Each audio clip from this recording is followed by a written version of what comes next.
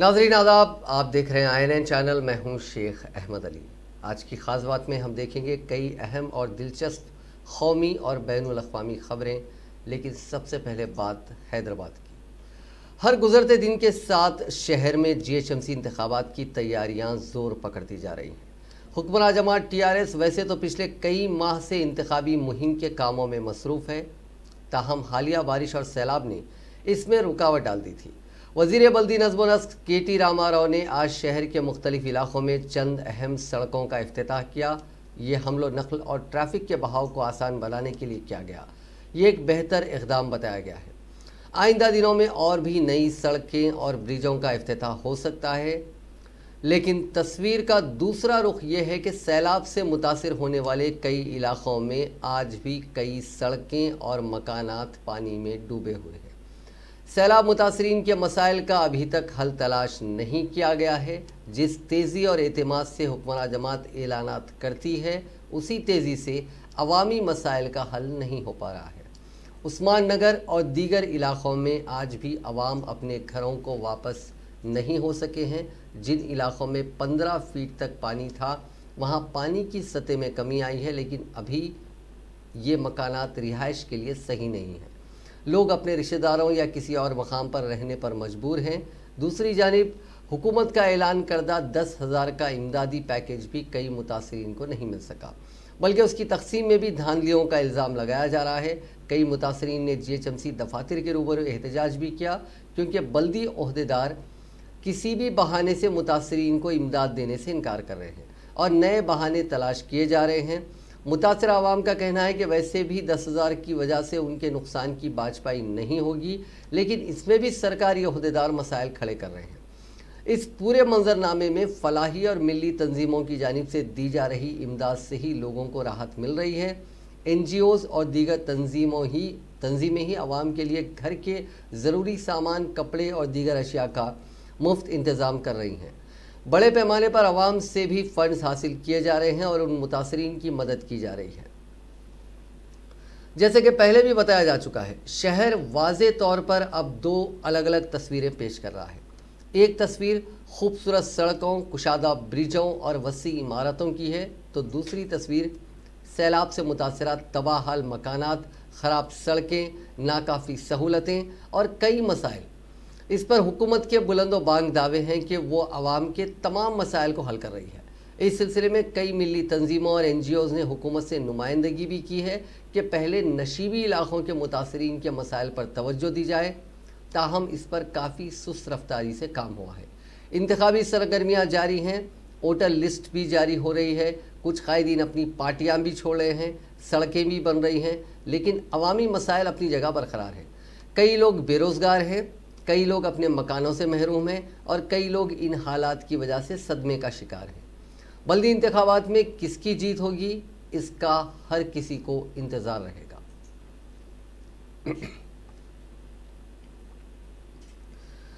भले ही BJP मजहब तब्दीली की सख्त मुखालिफ हो, लेकिन नाम बदलने का BJP क़यादत को बड़ा शौक़ है। दिल्ली की क़यादत हो कि यूपी की BJP हुकूमत या फिर किसी भी गली का छोटा सा भाजपा लीडर, नाम बदलने के लिए हमतन तैयार दिखाई देते हैं, जबकि मजहब तब्दीली से उनके तन मन में आग लग जाती है। ताज़ा तौर पर हैदराबाद के नाम की तब्दीली का नया शोशा छोड़ा गया। किसी और ने नहीं, बल्कि अपने मुतनाज़िया ख्यालात के लिए मशहूर MP निज़ामाबाद D अरविंद ने यह ऐलान किया। उन्होंने कहा कि जल्द ही BJP रियासत में इख्तिदार पर आ रही है और इख्तिदार पर आते ही वो हैदराबाद का नाम बदल देगी। याद रहे कि काफ़ी अरसे से इस तरह के ऐलानात किए जाते रहे हैं। रियासत के तमाम ही अहम BJP लीडरों ने ये ऐलान किया, जबकि कई कौमी लीडर भी अपने अपने दौरों में इस तरह के ऐलानात करते रहे हैं। 2 साल कबल रियासत में असम्बली इंतखाबात के दौरान यूपी के वज़ीर आला योगी आदित्यनाथ ने भी इस तरह का ऐलान किया था। वो अपनी रियासत में यही काम बड़ी अच्छी तरह अंजाम दे रहे हैं, बल्कि अपनी 5 साला मियाद की तकमील के बाद शहरों के नाम बदल देना ही उनका वाहिद कारनामा कहलाया जा सकता है। निज़ामाबाद MP अरविंद ने रियासती वज़ीर बल्दी नज़्म व नस्क KT रामाराव के बयानात का जवाब देते हुए इस तरह का ऐलान किया है। वो पहले भी हैदराबाद और रियासत की आवाम के बारे में कई मुतनाज़िया बयानात दे चुके हैं। बीजेपी क़यादत या बीजेपी कायदीन का ये इम्तियाज़ रहा है कि कभी भी शहरों के हालात बदलने में उन्हें कोई दिलचस्पी नहीं रही, बल्कि नाम बदलने पर ही इक्तफा करते हैं। इस तरह के पॉपुलिस्ट इक़दाम के ज़रिए वो आवाम की एक बड़ी अक्सरियत को गुमराह करने की कोशिश करते रहते हैं। याद रहे कि शहर में जीएचएमसी इंतखाबात के पेश नज़र अरविंद और उनकी पार्टी के पास कोई मुनासिब एजेंडा नहीं है, ना ही कोई ऐसा कारनामा है जिसके ज़रिए वो आवाम से वोट हासिल कर सकें। शायद इसीलिए अब उन्हें हैदराबाद का नाम सताने लगा है। दिलचस्प बात यह है कि वज़ीर-ए-आज़म नरेंद्र मोदी ने हाल ही में एक वजारत का नाम भी तब्दील कर दिया है। उत्तर प्रदेश में योगी आदित्यनाथ ने कई शहरों के नाम पहले तब्दील कर दिए हैं, कई और शहरों के नाम तब्दीली के मुंतज़िर हैं। यह अलग बात है कि उन शहरों के इंतज़ाम व इंसराम और दीगर मियारात में कोई ख़ास तब्दीली नहीं हुई। आगरा का नाम बदलकर यूपी सरकार आगरा वन करना चाहती है, बल्कि आगरा के ताजमहल का नाम बदलने के लिए बीजेपी कायदीन के बयानात आ चुके हैं। वाज़ेह है कि मरकज़ की मोदी सरकार ने अपनी पहली मियाद में भी सिर्फ नाम तब्दील करने का ही काम किया था। कई पुरानी स्कीमों के नाम बदल दिए गए। अपनी पहली मियाद में मोदी सरकार ने जो भी स्कीम शुरू की वो बराए नाम ही रही। इन स्कीमों से कोई ठोस काम नहीं हुआ। हैदराबाद की अगर बात करें तो मकामी लीडर बिला लिहाज पार्टी भाग्यनगर को रिवाज देते आए हैं, बल्कि टीवी चैनल्स के ज़रिए हमेशा ही हैदराबाद को भाग्यनगर लिखा जाता रहा है। ज़्यादातर आंध्राई मीडिया के ज़रिए इस नाम को फैलाया गया है। तेलंगाना के क़याम के बाद से इस रवैये में थोड़ी सी तब्दीली आई है, लेकिन अरविंद जैसे कायदीन दोबारा नाम तब्दीली की सियासत करना चाहते हैं। लेकिन आवाम चाहती है कि बीजेपी अपना रवैया तब्दील करे और कुछ ठोस काम करे। अब इंतज़ार है 10 नवंबर का, जब बिहार असेंबली की सभी 243 हलकों के नतीजे हमारे सामने होंगे। कोरोना वायरस की वजह से इस बार बिहार के इंतखाबात ख़ास बन गए हैं, लेकिन इसकी वजह से इस बार नतीजे आने में भी देरी होगी। अब तक लंच से पहले तक सरकार बनने की तस्वीर साफ हो जाती थी और शाम की चाय तक नतीजे आखिरी रूप भी ले लेते थे। अमरीकी इंतखाबात में वोटों की गिनती को जिस तरह कोरोना ने मुतासिर किया, कुछ वैसा ही बिहार में भी नज़र आ सकता है। जानकारों का कहना है कि आखिरी नतीजे आते आते रात का 1 बज सकता है। वोटों की गिनती सुबह 8 बजे शुरू होगी। सुबह पहले पोस्टल बैलेट गिने जाएंगे। 8:30 बजे से ईवीएम से वोटों की गिनती शुरू होगी। पहला रुझान 8:45 तक आने की उम्मीद की जा सकती है। इस बार 1,06,526 काउंटिंग बूथ्स बनाए गए हैं, जबकि 2015 में 65,367 बूथ थे। बूथों की तादाद करीब 63% बढ़ने से ईवीएम की तादाद भी बढ़ गई है। लिहाजा वोटों की गिनती के लिए ज़्यादा राउंड्स चलेंगे। इसका असर नतीजों पर पड़ेगा और नतीजों का ऐलान होने में काफ़ी वक्त लग सकता है। मध्य प्रदेश के ज़मीनी इंतखाबात की 28 सीटें सिर्फ बीजेपी हुकूमत बचाने के लिहाज से ही अहम नहीं है, बल्कि उनसे वज़ीर आला शिवराज सिंह चौहान, साबिक़ वज़ीर आला कमलनाथ और रुकन राज्यसभा ज्योतिरादित्य सिंधिया का सियासी मुस्तकबिल भी तय होगा। सीटों की तादाद से तय होगा कि बीजेपी में सिंधिया की ताकत बढ़ेगी या घटेगी। ये भी पता चलेगा कि दल बदल कानून से बचने के लिए इस्तीफ़ा देकर पार्टी बदलने का फार्मूला कितना कामयाब हुआ। लोगों ने थोक में दल बदल करने वाले अरकान असेंबली को कबूल किया या नहीं। यूँ तो शिवराज हुकूमत को बचाए रखने के लिए बीजेपी को सिर्फ 8 सीटों की ज़रूरत है। उन्हें पाना आसान भी दिख रहा है, लेकिन पार्टी का टारगेट कम से कम 20 सीटें हासिल करना है। वजह साफ है, 20 से 25 के बीच सीटों का आंकड़ा ही मध्य प्रदेश को मुस्तकिल सरकार दे सकता है, नहीं तो बाहरियों का दबाव झेलना पड़ेगा। दूसरी तरफ कांग्रेस को हुकूमत बनाने के लिए सभी 28 सीटों की ज़रूरत है। हालांकि कम से कम 21 सीटें मिलने से कांग्रेस के वापस सत्ता में आने के इम्कानात बन जाएंगे, लेकिन खुद मुख्तफी हुकूमत के लिए कांग्रेस भी जादुई आंकड़े के भरोसे है। नतीजों में सीटों की तादाद तय करेगी कि शिवराज सिंह चौहान का सियासत में कद कैसा रहेगा। इसी तरह कमलनाथ का सियासी मुस्तकबिल भी तय होगा। दोनों ही अहम दलों में से किसी एक को भी अक्सरियत से कम सीटें मिलती हैं तो एमएलएस की खरीदो फरोख्त के इम्कानात से इनकार नहीं किया जा सकता। दोनों दलों को बड़े आंकड़े की ज़रूरत है। तेलंगाना कानून साज असेंबली के हल्के दोबाग के चाशुम्बे को होने वाले वोटों की गिनती के लिए इंतजामात मुकम्मल कर लिए गए हैं, जहां का ज़मीनी इंतखाब हुआ था। सिद्दीपेट के इंदौर इंजीनियरिंग कॉलेज को काउंटिंग सेंटर बनाया गया है, जिसके लिए तमाम इंतजामात ओहदेदारों की जानिब से मुकम्मल कर लिए गए हैं। गिनती का अमल सुबह 8 बजे से शुरू होगा। जुमला 14 टेबल्स लगाए गए हैं, जिसमें 23 राउंड की गिनती होगी। 1453 पोस्टल बैलेट, 51 सर्विस वोट भी हैं जिनकी गिनती की जाएगी। सबसे पहले पोस्टल बैलेट और सर्विस वोट्स की गिनती का काम किया जाएगा। गिनती के अमल में 200 अफराद हिस्सा लेंगे।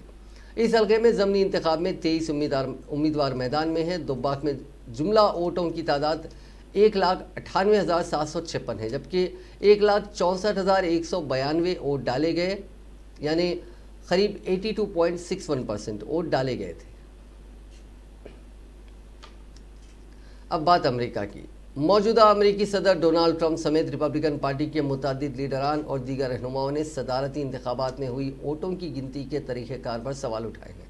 रिपब्लिकन पार्टी के आला सेनेटरों में से सेनेटर लिंडसे ग्राहम और टेड क्रूज ने भी गिनती के कुछ निज़ामात पर सवाल उठाए हैं। फॉक्स के साथ गुफ्तगू करते हुए सेनेटर ग्राहम ने इंतखाबी फातह के बारे में किसी नतीजे पर जल्दबाजी ना करने की सलाह देते हुए कहा कि ये चुनाव लड़ा गया है और मीडिया ये तय नहीं करेगा कि इलेक्शन किसने जीता। हालांकि अमेरिकी मीडिया ने सदारती इंतखाबात में फातह के तौर पर जो बाइडन को पेश किया।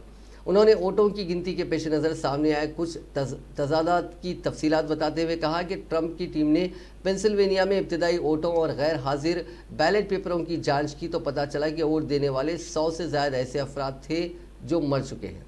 ऐसे 15 लोगों की तो तस्दीक भी हो गई है। इसके अलावा सेनेटर टेड क्रूज ने ये भी कहा कि इस तरह के खदशात की हिमायत करते हुए कहा कि मिशिगन की तमाम 47 काउंटियों में सदारती इंतखाबात के दौरान वोटिंग के लिए इस्तेमाल किए जाने वाले सॉफ्टवेयर की तहकीकात की जानी चाहिए। उन्होंने कहा कि साल 2000 में हुआ इंतखाबी तनाज़ा जब सुप्रीम कोर्ट पहुंचा था तो उसे हल करने में 36 दिन लग गए थे। उन्होंने कहा कि इस तरह का अमल इस इलेक्शन के बारे में भी होना चाहिए। अमेरिकी सदारती इंतखाबात में सदर ट्रंप की ज़बरदस्त शिकस्त हुई, जबकि वो उसे इंतखाबी धांधली करार दे रहे हैं और अदालत से रुजू होने की धमकी दे रहे हैं। शिकस्त तो ट्रंप के लिए एक मुसीबत ही है, लेकिन मगरबी मीडिया के मुताबिक अब ये खबरें ज़ोर पकड़ रही हैं कि ट्रंप की बीवी मेलिना ट्रंप उन्हें जल्द तलाक दे सकती हैं। खबरों के मुताबिक वो व्हाइट हाउस से जाने का इंतज़ार कर रही हैं। वाज़ेह रहे कि मेलिना से उनकी शादी साल 2005 में हुई थी और वो ट्रंप की तीसरी बीवी हैं। खबरों पर यकीन करें तो मेलिना तलाक के लिए एक एक मिनट गिन रही हैं और कहा जा रहा है कि जैसे ही ट्रंप व्हाइट हाउस छोड़ेंगे वैसे ही वो अपनी 15 साल पुरानी शादी ख़त्म कर देंगी। ये चौंकाने वाले दावे कोई और नहीं कर रहा है, बल्कि मेलिना के साबिक साथी स्टेफनी वोल्कॉफ कर रही हैं। स्टेफनी के अलावा कई हलकों से ये दावा किया जा रहा है और कहा जा रहा है कि दोनों के बीच शादी तकरीबन ख़त्म हो चुकी है। मेल टुडे की रिपोर्ट के मुताबिक मेलिना के साबिक साथी स्टेफनी ने दावा किया कि मेलिना शादी के बाद से समझौतों को लेकर ट्रंप से बात कर रही थी और इसमें बेटे को ट्रंप की जायदाद में बराबरी की हिस्सेदारी पर बात हो रही है। उन्होंने तो यहाँ तक कहा कि व्हाइट हाउस में दोनों के बेडरूम भी अलग-अलग है। वाज़ेह रहे ये बात भी गश्त कर रही है कि मेलिना ने ट्रंप की दो साबिक बीवियों की तरह इस पर दस्तखत करते हुए कहा कि तलाक की सूरत में उन्हें ट्रंप की जायदाद में से कोई हिस्सा नहीं मिलेगा। वाज़ेह है कि ट्रंप और मेलिना की मोहब्बत की कहानी साल 1998 में शुरू हुई थी, जब ट्रंप 52 साल के थे और मेलिना 28 साल की थी। न्यूयॉर्क के फैशन शो के बाद एक पार्टी में दोनों की मुलाकात हुई और फिर यह सिलसिला शुरू हुआ और फिर 22 जनवरी 2005 को दोनों की शादी हो गई। ट्रंप की पहली बीवी चेकोस्लोवाकिया की एथलीट इवाना जेलेनकोवा थी और उनकी बेटी ही इवाना ट्रंप है। दोनों की दरमियान 1990 में तलाक हो गया था और ट्रंप ने दूसरी शादी साल 1993 में मार्ला मैप्लस से की थी और 1999 में उनसे अलहदगी हो गई थी और दोनों की टिफनी नाम की बेटी है। नेशनल ग्रीन ट्रिब्यूनल ने पीर को दिल्ली और कौमी दारुल हुकूमत खित्ते यानी national capital region NCR region में पटाखे जलाने पर मुकम्मल तौर पर पाबंदी आयद कर दी है।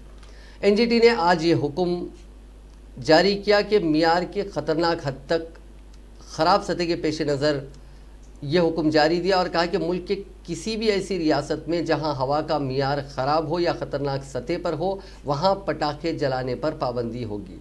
ट्रिब्यूनल ने आज अपने हुक्म में दिल्ली एनसीआर में 30 नवंबर की निस्फ शब तक पटाखे जलाने पर पाबंदी आयद कर दी है। उन्होंने कहा कि 9 से 30 नवंबर तक ऐसे इलाकों में पटाखों की फ़रोख्त और इस्तेमाल पर पाबंदी होगी जहां फ़िज़ाई आलूदगी का इंडेक्स बहुत ख़राब है।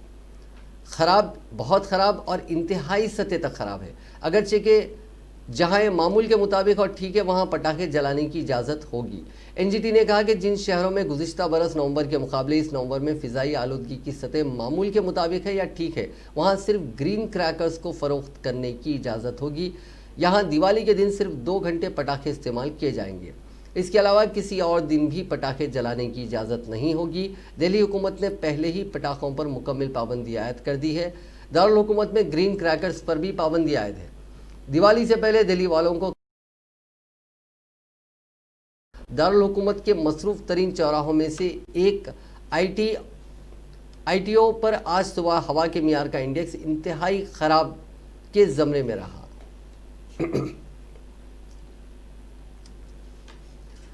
15वें मालियाती कमीशन के अरकान ने पीर को सदर रामनाथ कोविंद से मुलाकात की। रामनाथ कोविंद ने ट्वीट करके बताया कि 15वें मालियाती कमीशन के चेयरमैन एनके सिंह की सदारत में कमीशन के अरकान ने उनसे मुलाकात की। सदर ने मजीद लिखा कि कमीशन की जानिब से उन्हें 2021 से 26 के लिए एक रिपोर्ट भी सौंपी गई है।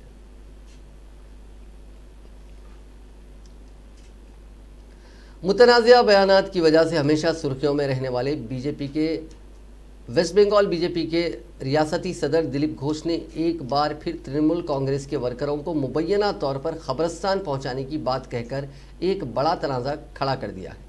दिलीप घोष ने इस दावे के साथ कि उनकी पार्टी अगर इख्तिदार में आती है तो रियासत में जमहूरियत बहाल करेगी, मुबैना तौर पर कहा कि तृणमूल कांग्रेस के कारकुनान ने अपना रवैया दुरुस्त नहीं किया तो उन्हें हॉस्पिटल या कब्रस्तान पहुंचाने का इंतज़ाम किया जाएगा।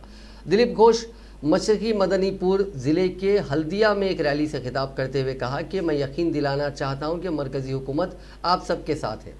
मरकज़ रियासत में आज़ादाना और मुंसिफाना असम्बली इंतखाबात को यकीनी बनाएगी। अवाम बिला खौफ व ख़तर अपने जमहूरी हक़ का इस्तेमाल करेंगे। उन्होंने कहा कि तृणमूल कांग्रेस की हुकूमत के दिन गिनती के रह गए हैं। असम्बली इंतखाबात रियासती पुलिस की मौजूदगी में नहीं बल्कि मरकज़ी फोर्सेस की मौजूदगी में होंगे। बीजेपी रियासती सदर ने तृणमूल कांग्रेस के कायदीन को अपने तरीक़े बेहतर करने और आम लोगों पर जुल्म व तशद्दुद करने से गुरेज करने की नसीहत करते हुए मुबैना तौर पर कहा कि अगले 6 महीनों में ख़ुद को बेहतर बना लें वरना उनके हाथ पैर और पसलियाँ टूट जाएंगी और उन्हें हॉस्पिटल जाना पड़ेगा। उन्होंने मज़ीद कहा कि अगर वह फिर भी अपनी शरारतों को जारी रखते हैं तो उन्हें कब्रिस्तान जाना पड़ेगा। मगरबी बंगाल के रियासती सदर दिलीप घोष के बयान पर रद्द-ए-अमल देते हुए तृणमूल कांग्रेस ने कहा कि दिलीप घोष रियासत की सियासी फ़िज़ा को ख़राब कर रहे हैं। इस किस्म के बयानात से ये ज़ाहिर होता है कि असम्बली इंतखाबात से कबल ही बीजेपी दहशतगर्दी के ज़रिए रियासत के सियासी माहौल को ख़राब करने की कोशिश कर रही है। रियासत के अवाम उन्हें मुनासिब जवाब देंगे। हिंदुस्तान के खिलाफ जहर उगलकर दुनिया के निशाने पर आने वाले पाकिस्तान ने अब अक़वाम मुत्तहिदा में अपनी बेइज्जती करवाई है। इज़हार राय की आज़ादी के मामले पर अक़वाम मुत्तहिदा की हिमायत याफ्ता यूएनओ वॉच और वज़ीर आज़म इमरान खान के माबिन अल्फाज की जंग तेज़ हो गई है। इमरान खान ने फ्रांस को निशाना बनाते हुए ट्वीट किया था कि इज़हार राय की आज़ादी के नाम पर तौहीन बर्दाश्त नहीं की जा सकती। इसके बाद ही अक़वाम मुत्तहिदा ने उसे रीट्वीट किया और लिखा कि अक़वाम मुत्तहिदा की इंसानी हुकूक़ की तंजीम यानी UNHRC में आपकी मौजूदगी बर्दाश्त से बाहर है। बता दें कि पाकिस्तान को इंसानी हुकूक़ की खिलाफ वर्जियों के संगीन इल्ज़ामात लगते रहे हैं। इसके बावजूद पाकिस्तान को रवां साल चीन और रूस के साथ अक़वाम मुत्तहिदा की इंसानी हुकूक़ की तंजीम का रुकन बनाया गया। इसी दौरान UN वॉच ने एक बयान जारी करते हुए पाकिस्तान के मेंबर बनने पर सख्त एतराज़ उठाया। दरहकीकत पाकिस्तान को तौहीन मज़हब का कानून बरतानवी हुकूमत से विरासत में मिला है। 1860 में बरतानवी हुक्मरान ने मज़हब से मुतालिक जराइम के लिए कानून नाफिज किया था, जिसकी अलामती मिसाल पाकिस्तान में आज का कानून है। UN वॉच अक़वाम मुत्तहिदा के ताउन से चलने वाली एक NGO है जिसे अमेरिकन जावेज़ कमेटी, अमेरिकन यहूदी कमेटी चलाती है। यह अक़वाम मुत्तहिदा की इक़्तिसादी और समाजी काउंसिल के लिए खुसूसी मुशावरती हैसियत के साथ एक तस्लीम शुदा NGO है। UN वॉच जमहूरिया कॉन्गो और दारफर में इंसानी हुकूक़ की खिलाफ वर्जियों के खिलाफ लड़ने में सरगर्म रही है। इसके अलावा चीन, क्यूबा, रूस और वेनेजुएला में भी ये सरगर्म रही है। न्यूज़ चैनलों पर खबरों को सनसनीखेज अंदाज में पेश किए जाने पर अदालती सख्ती बरती जा रही है। दिल्ली हाई कोर्ट ने पीर के रोज़ न्यूज़ चैनलों से न्यूज़ रिपोर्टिंग पैमानों में असलाह करने के लिए कहा है। अदालत का कहना है कि लोग प्रेस से डरे हुए हैं और दूरदर्शन का दौर मौजूदा दौर से ज़्यादा बेहतर था। जस्टिस राजीव शिकरधर ने कहा, इस ताल्लुक से वाज़ेह लफ्ज़ों में कहा कि लोगों में प्रेस के बारे में डर फैल गया है, यहाँ तक कि अगर बड़ी हस्तियों की प्राइवेसी का इशू कमज़ोर भी करे तो भी आप यानी न्यूज़ चैनल्स उनकी प्राइवेट ज़िंदगी को पब्लिक सेक्टर में नहीं खींच सकते। अदालत ने कहा कि मुझे लगता है कि ब्लैक एंड वाइट दूरदर्शन का दौर बहुत अच्छा था। अदालत ने कहा कि आजकल जिस तरह की न्यूज़ रिपोर्टिंग हो रही है उस तरीके को बदलने के निज़ाम के बारे में भी न्यूज़ चैनलों से सवाल उन्होंने किया। उन्होंने पूछा कि यहाँ तक कि हुनरमंद और तालीम याफ्ता दिमाग भी इस तरह की गलत रिपोर्टिंग से मुतासिर होते हैं। आप हमें बताएं कि हमें इसका हल कैसे निकालना चाहिए। ये तबसरा उस वक्त किया गया जब अदालत 4 बॉलीवुड एसोसिएशंस और 34 फिल्म साजों के जरिए रिपब्लिक टीवी और टाइम्स नाउ की बॉलीवुड हस्तियों के खिलाफ रिपोर्टिंग पर लगाम कसने के लिए दाखिल अर्जी पर समाअत कर रही थी। बॉलीवुड एसोसिएशंस ने दोनों चैनलों के जरिए की गई रिपोर्टिंग और बॉलीवुड हस्तियों के खिलाफ किए गए तबसरों को गैर जिम्मेदाराना और बेइज्जती पर मबनी करार दिया था।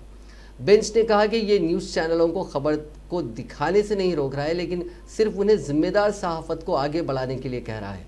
उसने कहा कि हम ये नहीं कह रहे हैं कि आप ऐसी खबरों को दिखा नहीं सकते, लेकिन हम सिर्फ आपको जिम्मेदार सहाफ़त करने के लिए कह रहे हैं। अदालत ने चैनलों को ये भी तंबीह दी कि अगर वो प्रोग्राम कोड पर अमल नहीं करते हैं तो अदालत को उन कोड्स को नाफिज करना होगा। बॉम्बे हाई कोर्ट ने पीर को रिपब्लिक टीवी के चीफ एडिटर अर्नब गोस्वामी की खुदकशी के मामले में होने वाली जमानत की अर्जी मुस्तरद कर दी। हाईकोर्ट ने अर्नब गोस्वामी की दरखास्त पर हफ्ते के रोज़ अपना हुक्म महफूज कर लिया था। जस्टिस एस शिंदे और जस्टिस MS कर्नक की बेंच ने गोस्वामी और 2 दीगर अफराद फिरोज शेख और नीतीश शरद की अबूरी जमानत दरखास्त को खारिज करते हुए कहा कि मौजूदा मामले में सुप्रीम कोर्ट के जरिए गैर मामूली दायरे हक के इस्तेमाल किए जाने का कोई मामला नहीं बनता है। हाई कोर्ट से जमानत अर्जी खारिज होने के बाद गोस्वामी को अब तालुजा जेल में ही रहना पड़ेगा। बता दें कि अर्नब गोस्वामी और दीगर 2 अफराद फिरोज शेख और नीतीश शरद को अलीबाग पुलिस ने 4 नवंबर को इंटीरियर डिज़ाइनर अन्वय नायक और उसकी वालदा की खुदकुशी के लिए उकसाने के इल्ज़ाम में 2018 के दौरान गिरफ्तार किया था। मुलजिम के ज़रिए वाजिबात की अदम अदायगी के सबब उन्होंने खुदकुशी की थी। मुंबई में उनकी रिहाइशगाह से गिरफ्तारी के बाद गोस्वामी को अलीबाग ले जाया गया, जहां चीफ जुडिशल मजिस्ट्रेट ने उनको और 2 दीगर अफराद को 18 नवंबर तक अदालती तहवील में भेज दिया था।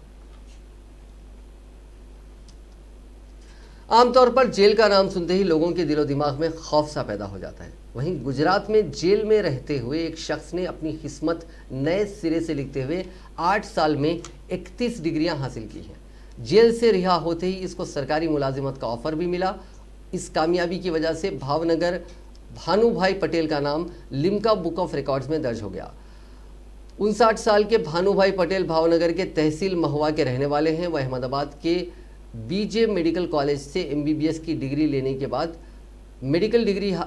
1992 में मेडिकल डिग्री हासिल करने के बाद अमेरिका गए थे। यहाँ उनका एक दोस्त स्टूडेंट वीज़ा पर अमेरिका में काम करने के दौरान अपनी तनख्वाह भानुभाई के अकाउंट में ट्रांसफ़र करता था। उसके नतीजे में उन पर गैर मुल्की ज़र मुबादला रेगुलेशन एक्ट की खिलाफ वर्जी का इल्ज़ाम आयद किया गया। 50 साल की उम्र में उन्हें 10 साल की सज़ा सुनाई गई। उन्हें 10 साल तक अहमदाबाद जेल में रहना पड़ा। जेल में रहते हुए वो अपनी ज़िंदगी को नई सिम देने में मसरूफ़ थे। जेल से रिहाई के बाद उन्हें अम्बेडकर यूनिवर्सिटी में नौकरी भी मिल गई। अहमदाबाद के भानुभाई पटेल ने न सिर्फ जेल में ही तालीम हासिल की, बल्कि अपनी सज़ा के दौरान 8 साल में 31 डिग्रियां हासिल की। उन्हें सरकारी मुलाजिमत की पेशकश भी की गई। उन्होंने मुलाजिमत के बाद 5 सालों में मज़ीद 23 डिग्रियाँ ली, तो अब उनके पास मजमूई तौर पर 54 डिग्रियाँ हैं। आपको ये जानकर हैरत होगी कि कोरोना दौर में जब मुल्क में लॉकडाउन नाफिज हुआ था तो उसने 3 किताबें लिख दी। उनकी किताब जेल के तजुर्बे और आलमी मियार के रिकॉर्ड तक के सफ़र पर मबनी है। सुशांत सिंह राजपूत के केस में ड्रग्स एंगल की जांच कर रहे नारकोटिक्स कंट्रोल ब्यूरो ने पीर को अदाकार अर्जुन रामपाल के मुंबई में वाक़ घर पर छापा मारा।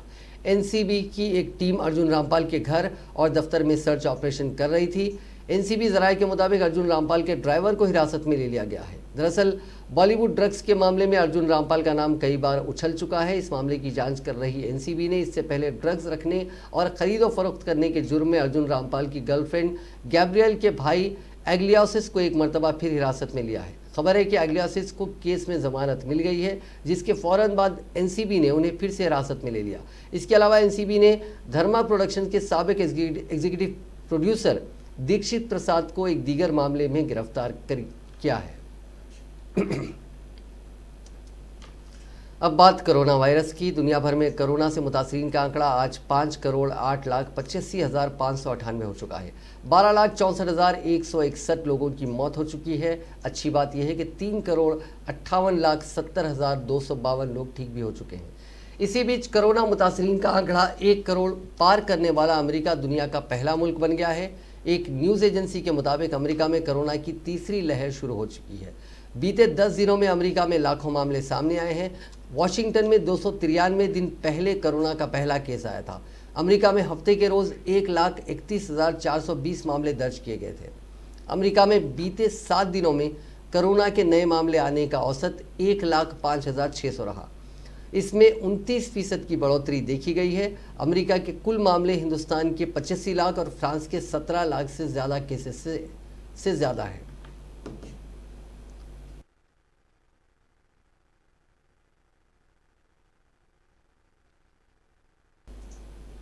हिंदुस्तान में कोरोना वायरस के नए मामलों के मुकाबले में सेहतमंद होने वाले लोगों की तादाद ज़्यादा होने के सबब सरगर्म मामलात की शरह 6% से कम हो गई है, जबकि रिकवरी रेट 92.5% से ज़्यादा हो गई है। मरकज़ी वजारत सेहत और ख़ानदानी बहबूद के आदाद शुमार के मुताबिक इतवार के रोज़ नए मामलात में मामूली इजाफा हुआ था और हफ्ते के रोज़ 45,674 के मुकाबले 45,903 नए मामले सामने आए थे।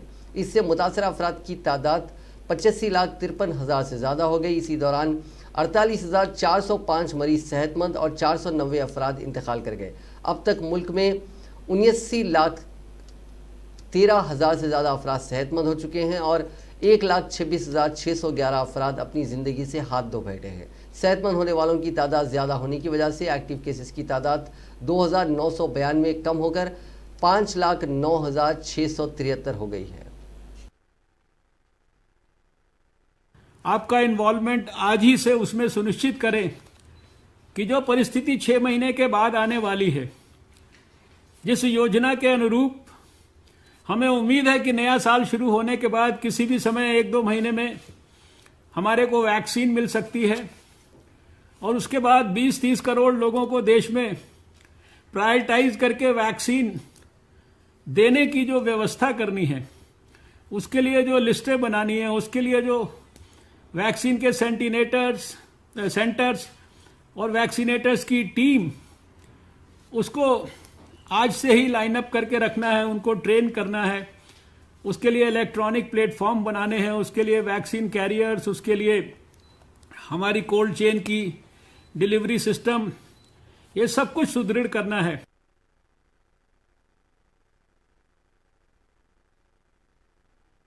आपका इन्वॉल्वमेंट आज ही से उसमें सुनिश्चित करें। तेलंगाना में कोविड-19 के 857 नए मामला दर्ज किए गए हैं, जिसके बाद रियासत में मामलात की तादाद बढ़कर 2,51,188 हो गई है। रियासत में बहसीत मजमूई अमवात की तादाद बढ़कर 1,381 हो गई है, क्योंकि गुज़िश्ता 24 घंटों के दौरान मजीद 4 अमवात हुई हैं।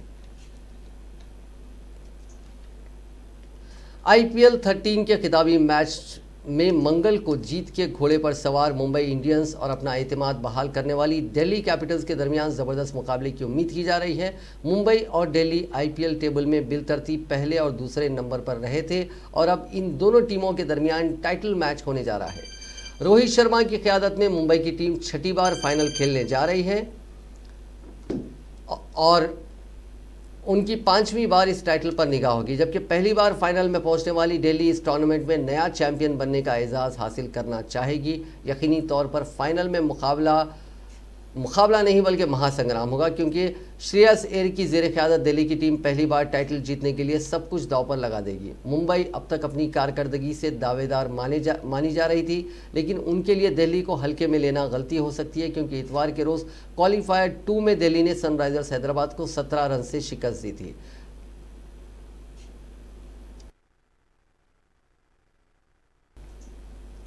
नाज़रीन, आज की ख़ास बात में बस इतना ही। आपसे कल मुलाकात होगी नई खबरों के साथ, नए एनालिसिस के साथ। फ़िलहाल दीजिए इजाज़त। खुदा हाफिज़।